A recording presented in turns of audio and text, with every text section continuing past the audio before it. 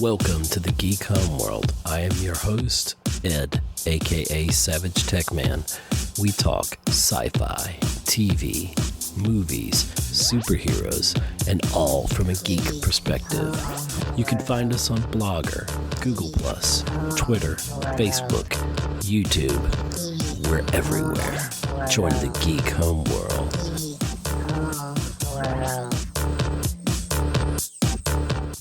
Welcome, everyone, to a spoiler-filled episode of the Geek Homeworld about Joker. And we've been wanting to do this. I want to welcome Scott Schreiber back to the podcast. Hey. Well, we saw the film. Well, we had seen it before. You can check out our spoiler-free one if you hadn't seen it for some reason. But the film has crossed $500 million worldwide at the box office. Wow. And had the biggest second week opening and broke a few records along the way for the month of October. No, for October? For October, yeah. Wow. It's impressive. It's very impressive. Yes, most impressive. And it just keeps chugging away. We had the Addams Family come out. That was like number 2 this week. And number 3 was Gemini Man. And we'll talk about that later. Do another podcast on that one. Probably, yes. Yeah, because we're going to maybe hear some behind-the-scenes stuff or different thoughts on Gemini Man exclusively here on the Geek Homeworld. Anyway, but as for Joker, and we did touch on a lot of things in our spoiler-free review, but now we can go more in depth here, which will be nice.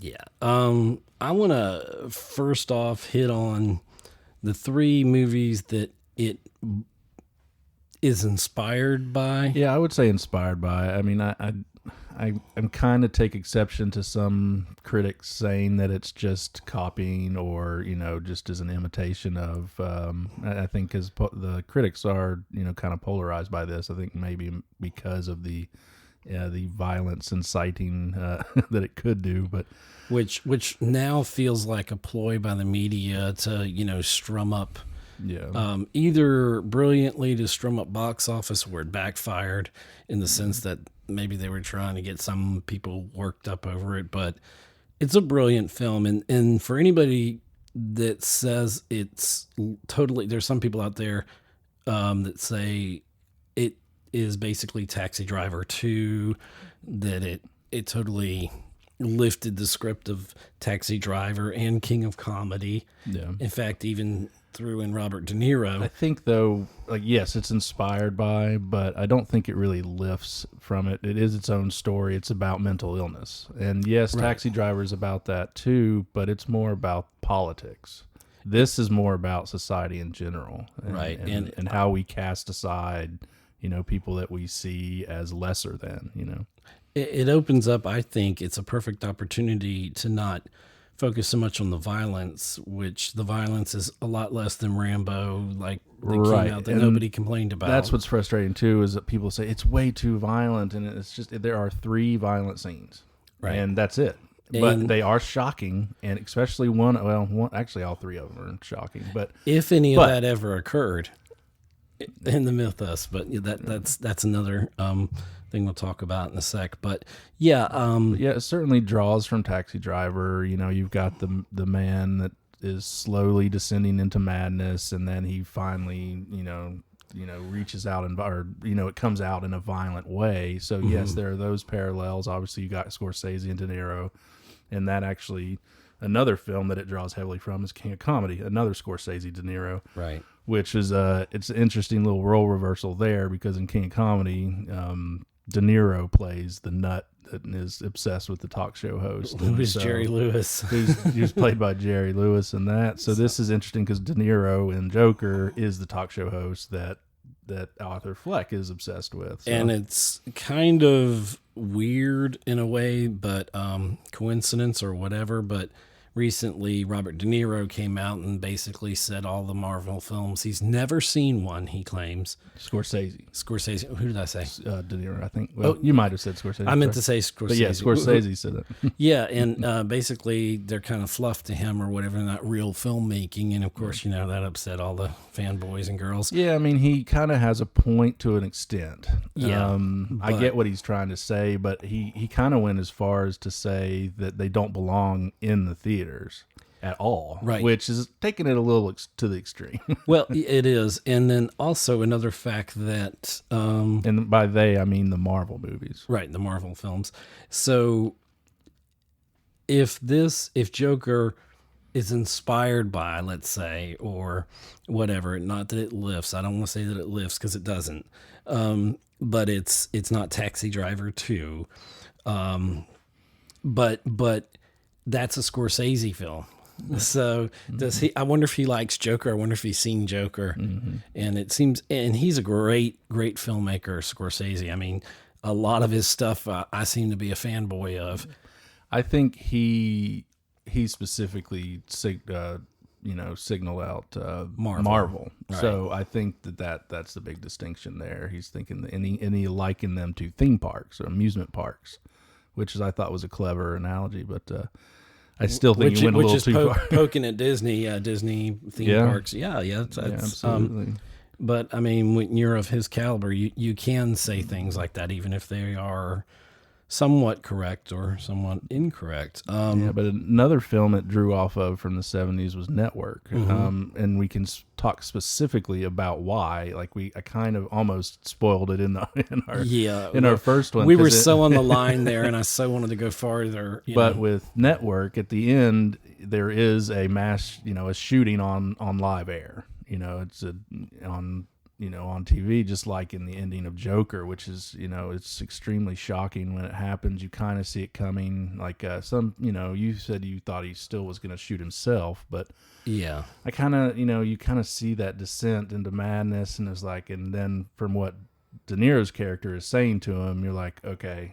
And De Niro's about to refresh my memory though. Joker was always kind of this way. Arthur Fleck was, he was his mother, I guess the father or stepfather or whatever, abused him and all that, and beat on him and everything. So basically, why this movie is brilliant is because it shows all the causes of this, of what happens at the end. It is cause and effect. There is cause and effect, absolutely. So you see that you find out that he's abused as a child. His mother just stands by and lets it happen. So he gets a head trauma, we learn, in that abuse. So that's part of his problem. Laughing. Yes. Which he actually Joaquin Phoenix studied people that have that affliction, that laugh and cry uncontrollably at the wrong times. And then you see how the systems around him fail him. It's not just his mother that fails him. Right. It's the systems around him, like the funding for his social worker is cut.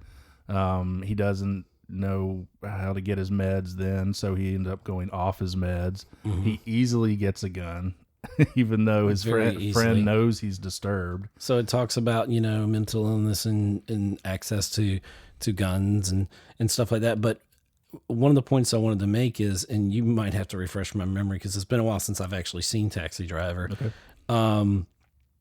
Did the character there, the main character, De Niro? Yeah, Travis Bickle. Yeah. Did they give his backstory before he, he comes in like a normal guy, and then you see his descent? It's a more linear story. Okay, because with Joker, we get the backstory all the way back to his childhood. So he was always kind of on the outside and really not loved and all that. And so things piled on top of him. I think the one thing about Bickle is, and again, it's been a while since I saw it too, but I'm pretty sure he's a Vietnam vet.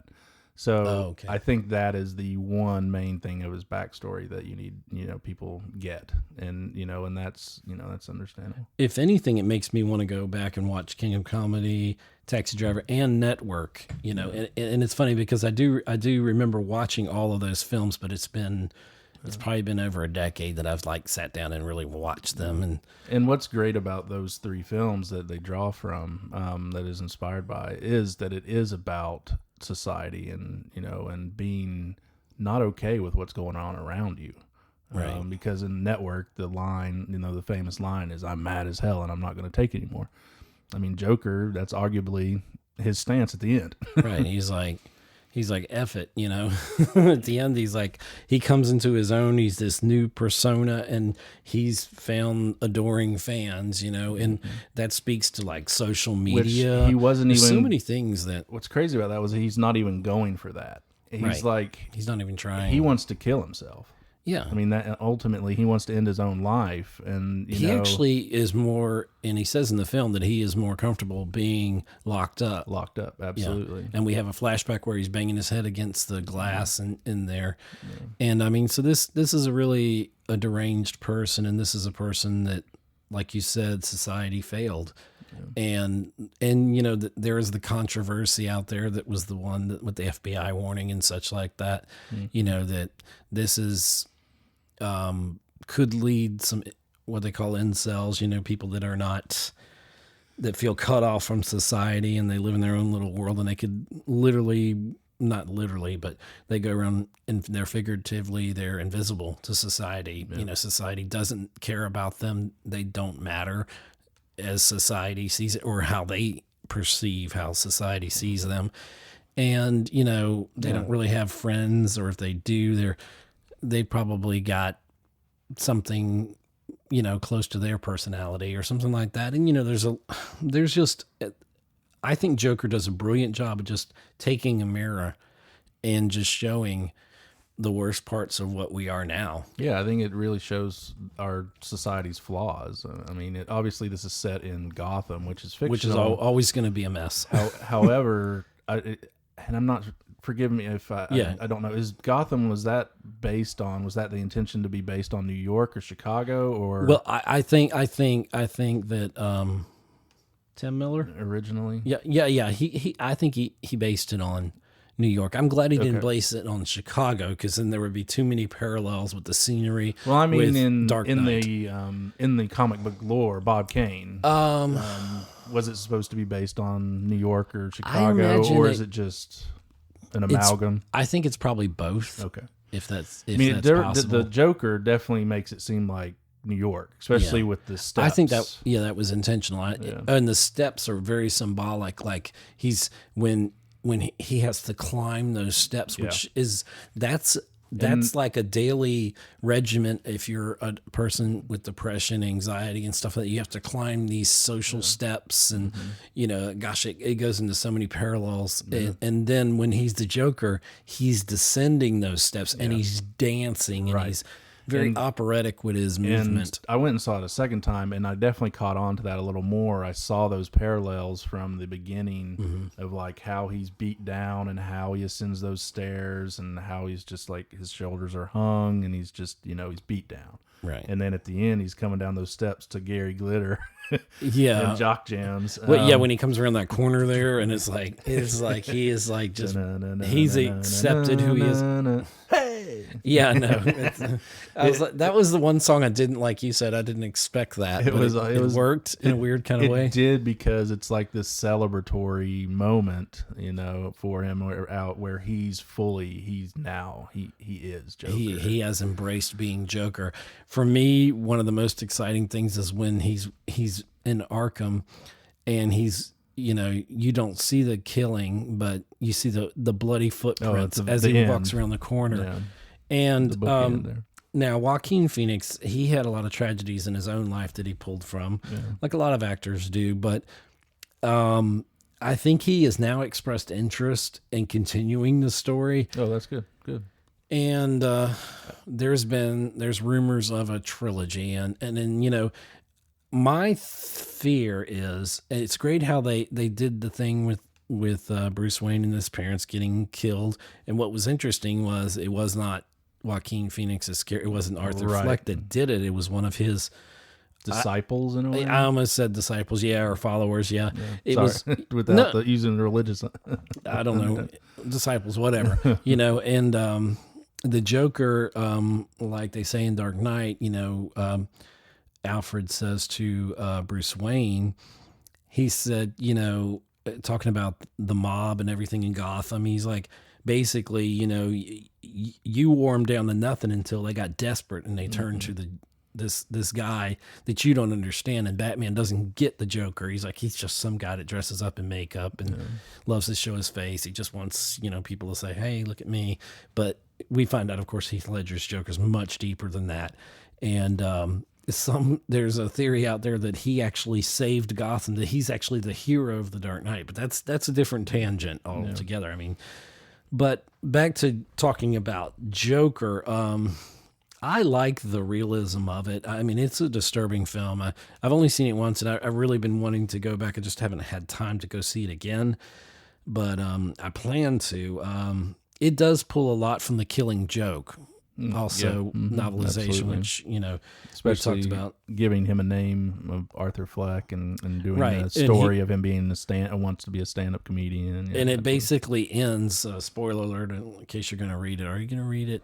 Yeah. Oh, you are? Okay. No. Okay, you're not. Okay. But yeah, he basically, it's fine if you want to spoil his it. whole idea. This is a spoiler. It's The Killing Joke. So you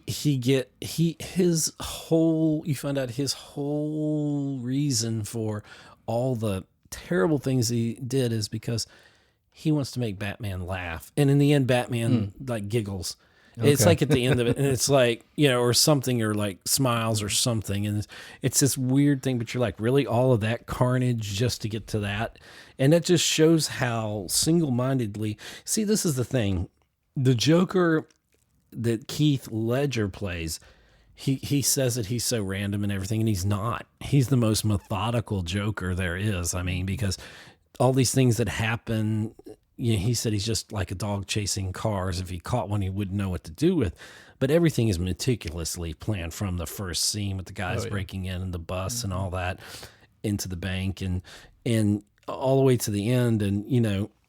And Arthur Fleck is the opposite. He's not planning anything. He's just he's going the path of least resistance. Right. I feel like society kind of pulls him along. Yeah. Right. And not the good parts of society. And he sees that, and the fact that I was like, please don't let him be Thomas Wayne's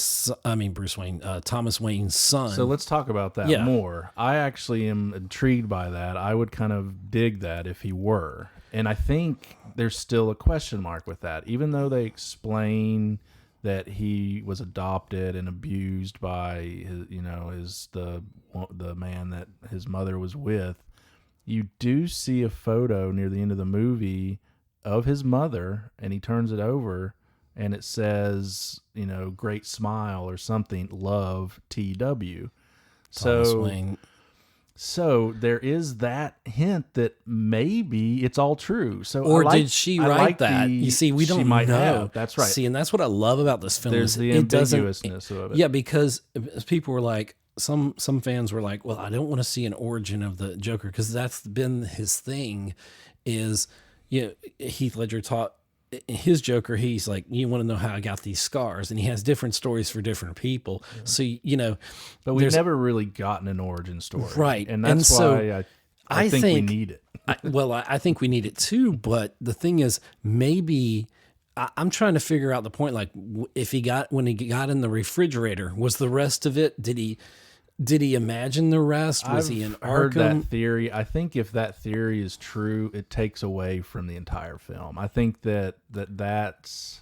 Well, I just think that's a moment of him being mentally unstable, and he just goes and hides in the fridge and pulls everything out. I don't think there's anything more to it than that. What would you say about the relationship with the lady in the film that he has supposedly? And that is the way that they present that. That's you definitely allow that. Made up. Yeah, absolutely. Yeah. Because I just don't see. I think people are taking too big of a leap with the whole refrigerator thing. Right. Like they set up him having this imagination early with De Niro in the talk show where he stands up in the audience and he has that moment. He's clearly making that up, or it's in his own head.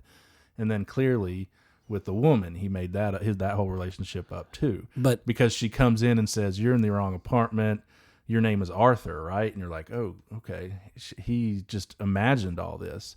I think it's taking a leap to think that anything after the fridge is just But the Joker's not somebody that you could put on a witness stand and expect to get any part of the truth about. No, he's definitely an unreliable protagonist. Well, and we're the protagonist or the antagonist? That's the thing about what's beautiful about this movie. The ambiguity, or whatever that word is. Yeah, they changed it. But but that when you think on those terms, then this movie is like his movement, and it's so fluid. The storyline could be, this whole thing could be The Killing Joke. Mm-hmm. It could have been a joke played on us, which is next level thinking. But I like it in the context of what unfolded. But I am intrigued by if him and Bruce were what they would be stepbrothers, right? Yeah. Let's take it half brothers. Yeah. Then what if the abusive person was Thomas Wayne? Right. And this Thomas Wayne is not like any Thomas Wayne we've ever seen. He's a jerk. I mean, and that's putting it nicely. I mean, he's pretty nasty. He says nasty things on TV. I mean, he's not our president, but anyway.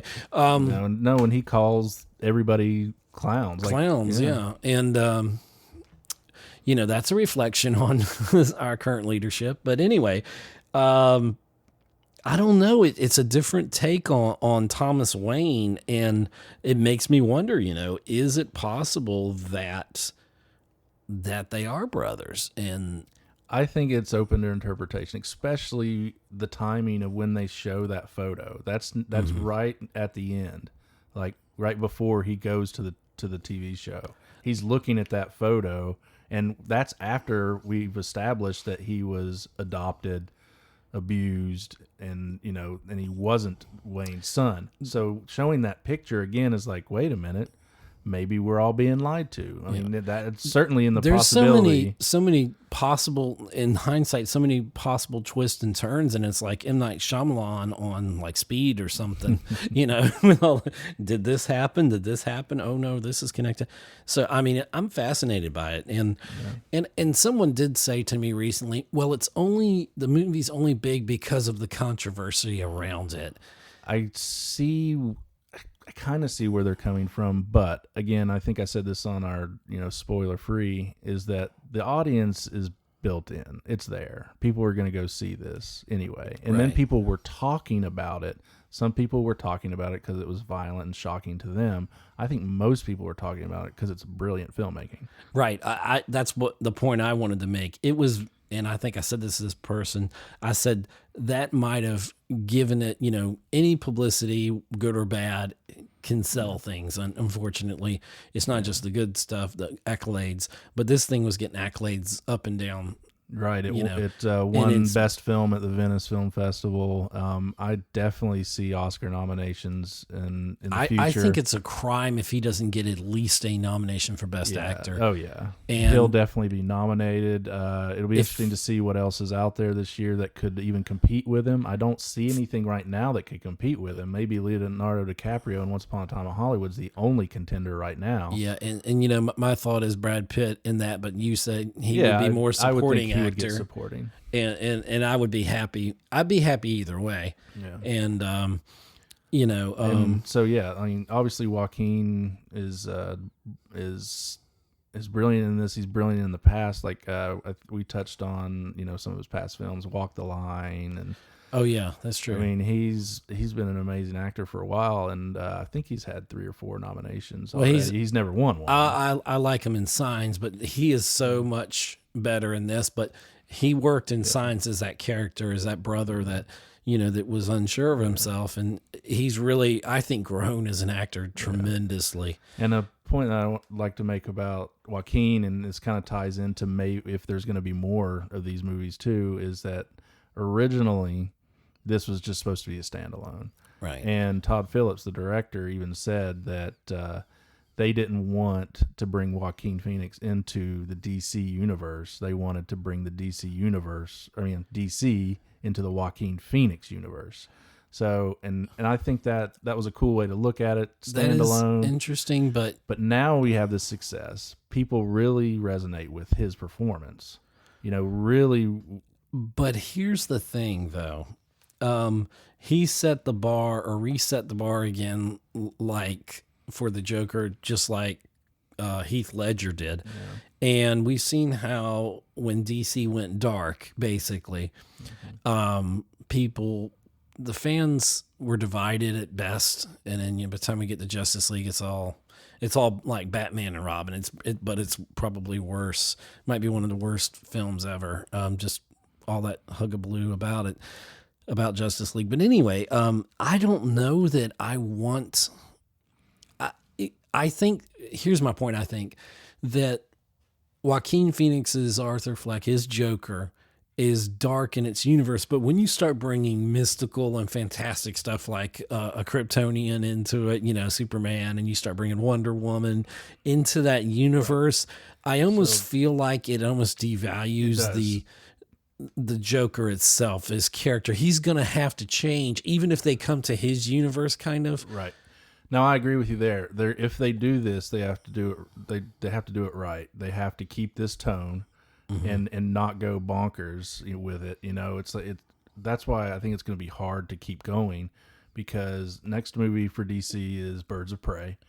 So, and obviously there's the connection between Harley and Joker in the comics. Mm-hmm.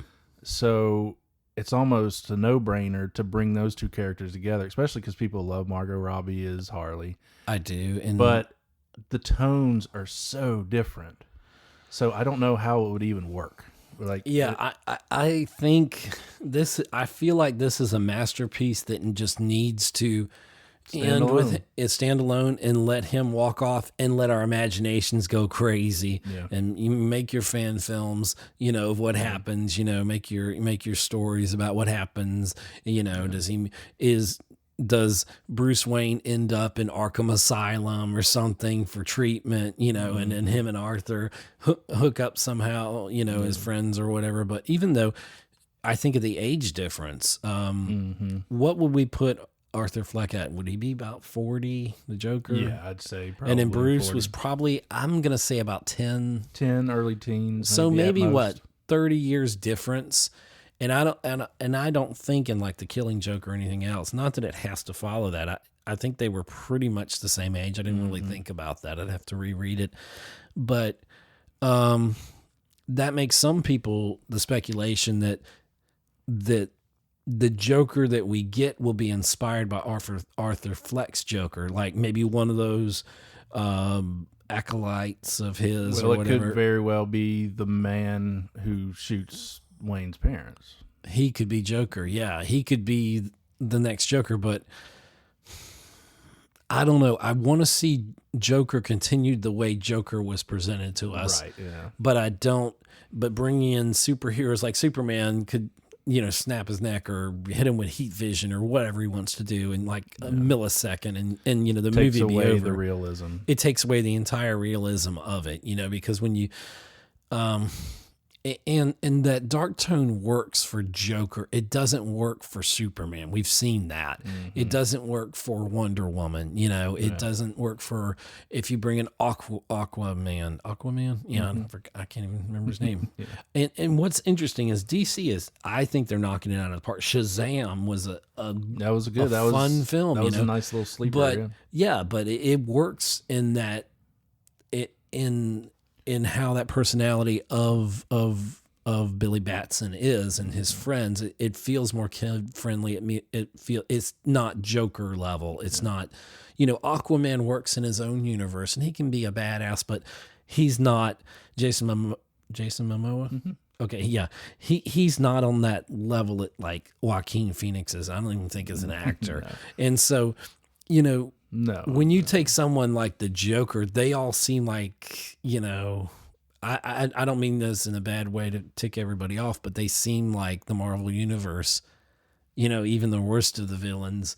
I came out of this thinking as great as Josh Brolin was as Thanos, he's no Joker. He's no Arthur Fleck, because it feels like Marvel feels like fantasy now compared to Joker. And absolutely. DC's always gone for that realism. And when they go dark, they even have I think it's I think it's called the Black Comics now, that are like has nudity and other stuff in it. I mean, they like really are pushing like an R rating in comic books or graphic novels now. And like when they released The Killing Joke, they messed around with the story with him and Batman and Batgirl like had a thing going on, which is weird.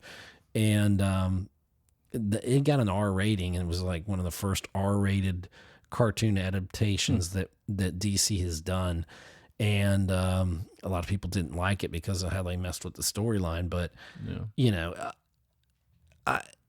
DC can get away with the darker stuff, except for like Superman. He has to be the light, you know, he has to be the bright one, and not intelligence wise, but, you know, like he's the light where Joker's the dark, you know, or Batman's the dark in that. And so Robert Pattinson is going to be our new Batman. I could almost see them, if he could bring it, he'd have to really bring his acting to, and he could maybe bring it to a different level if he crossed over with the Joker. But that's only really Batman and Joker are the only ones that are going to work together on that, you know, and who knows, they could get into the Legion of Doom and bring all this other stuff. And I just think, and I think they did announce who the villains were in the new Batman, and I want to say Joker was not one of them. I think it was like Catwoman and the Penguin. It was like like Batman Returns. And I think what's his name? Help me out. Is I cannot think of his name. And talks to play the Penguin. He was in the End of the World comedy that we liked. It's on one of our lists. Jonah Hill. Oh, Jonah Hill. I couldn't think of his name. Yeah, he could work as the they're Penguin. having salary negotiations about this, and you know, he could probably do it. It'd be interesting. I don't want to say he has the look of the Penguin, but he looks more like the Penguin than he looks like the Riddler. He lost too much weight. He needs to put on weight again. But you know, they could do the Danny DeVito suit that he had on, you know, and I still think that was a disgusting Joker, but it was still a Joker penguin, but it was still a good penguin. Yeah, that was. Yeah. Gosh, I just don't see. I don't see them taking I don't see the fans having a level of seriousness without being campy.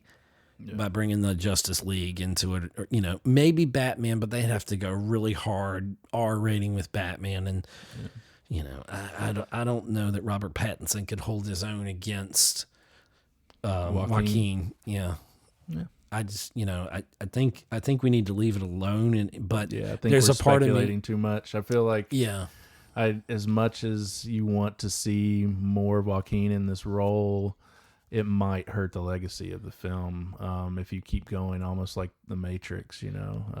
When you get to the third Matrix, it's like, no, why'd you do this? Why did you do this? Yeah. And but yeah, I really see this as a certain Oscar contender. I'm going to predict Best Picture nomination, Best Director nomination, Best Actor, obviously. And one thing I think is a shoe-in is the score. When watching it a second time and listening to the music throughout. I'm trying to think who did the score, and I cannot.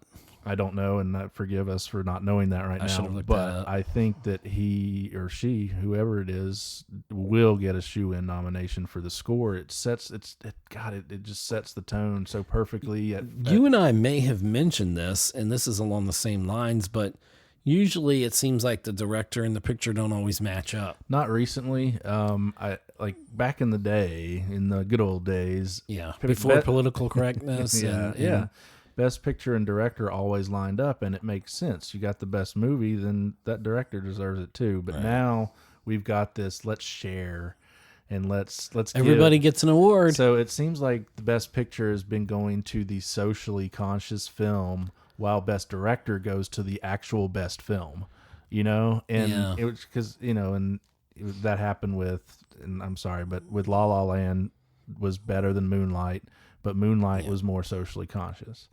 Definitely. With Spotlight and I think Mad Max Fury Road or somebody else. No, George Miller didn't win, but somebody won. I thought He won something for visual effects or something. Yeah, they won it. Mad Max won the most awards that night, Yeah. but then Spotlight won Best Picture. You know, it was just, and maybe I'm mixing up years, but it was, you know, a similar situation where the socially conscious film wins Best Picture, the actual Best Picture wins Best Director, and we'll see what happens this year. There's still, and we've got nothing against socially conscious filmmaking. No, of course not. You know? It's just you still have to.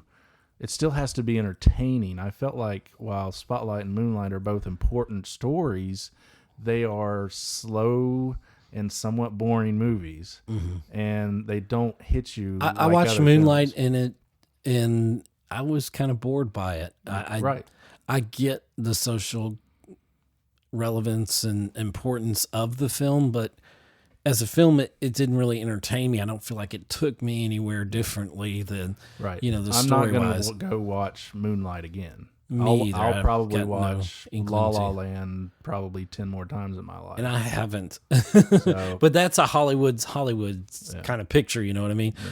Yeah. So, just to kind of wrap it up here, our final thoughts on Joker? I love the physicality of Joaquin Phoenix's performance. Absolutely. We said before, it's a slow burn, so you know it's not. It captivates you from the first frame into the last one. Absolutely. And it's not for kids. No. Please don't take your kids to see this film. No, I've got a young cousin that loves movies and was real excited to go see this, and we had to tell his dad, his parents, don't take him to see this yet. He needs to grow up a little bit before he sees this. And I mean, I could see if someone was not getting proper mental health, how this could be their film. This could be the film that, is their all-time favorite. But it does worry me that people that are on the edge are not, properly being cared for medically, that have mental issues of some sort. That needs to be the lasting effect of this movie, because that is the point. Because it's really about mental health. This whole film is about that. I mean, there's the class warfare, economic warfare, the disparity and all that. There's the government allocations of funds. It talks about gun control, and it's a bit of an anarchist it touches film. on all those things, but at the very heart of it is about the treatment of the mentally ill. Right. And Joker is basically a mirror to our society. It's a worst case scenario. Yep.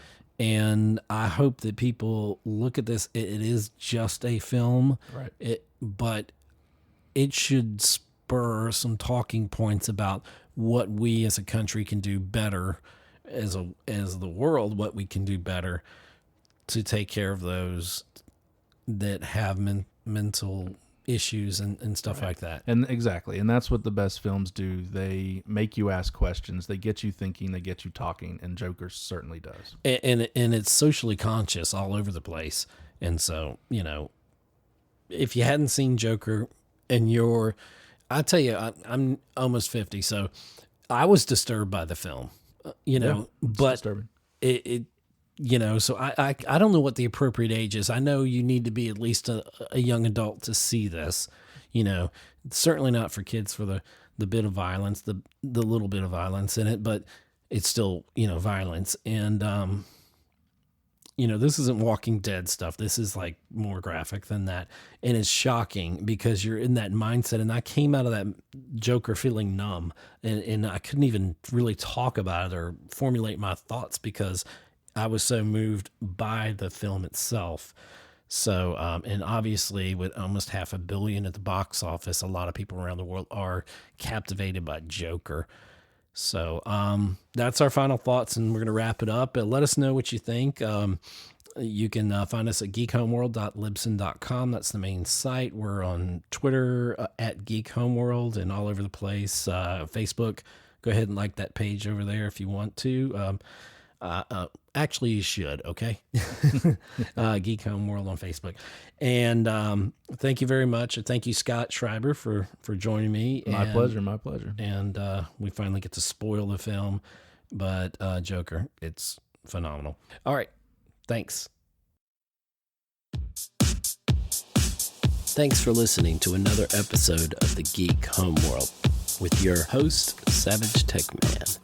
You can find us on Libsyn, Google+. Follow and interact with us on Twitter. Like us on Facebook. Listen to us on iTunes and leave a review. Subscribe to us on YouTube. Read our thoughts on Blogger. See you again on the Geek Homeworld.